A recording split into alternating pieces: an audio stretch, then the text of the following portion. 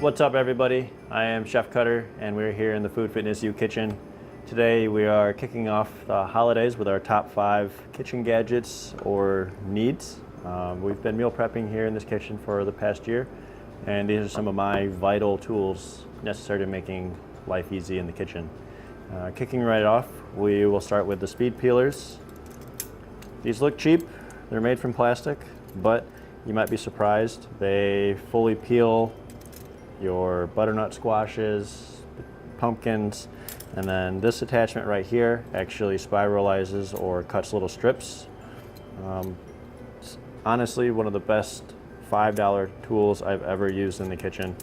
You think you need the regular, nice, traditional ones, but these make life so much easier. So I highly recommend buying those. And then number 2 would be an immersion blender. This is just a KitchenAid brand, not a fancy culinary grade, but it has 2 speeds. It does the trick for soups, any burgers if you need to mash something up really quick. I've been making a tunaless salad with it all year, and it's handled fantastically. Haven't killed the motor in it, so I highly recommend one of those. Number 3 on the list would be my fantastic Instapot. I was reluctant to get one starting out the year, but the second I got one, we had to get a second one.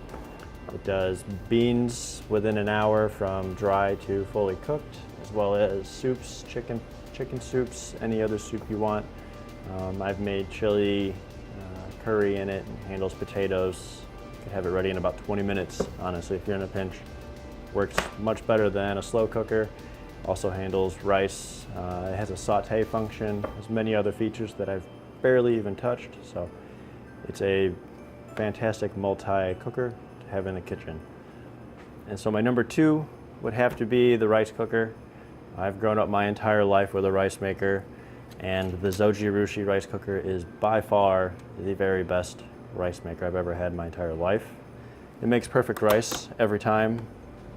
And here we have some brown rice, and it's just perfect consistency. It holds it well. It'll hold this rice in nearly perfect form for 3 days. You imagine rice sitting there perfectly for 3 days. You barely even have to know how to use a rice cooker or cook rice to use this. It's just perfect. It does the job for you. So I highly recommend that, especially if you're afraid of rice. And then my final most important tool in the kitchen would have to be the knives. In front of you I have a multitude of knives. Personally, I use this knife and the little paring knife 95% of the time.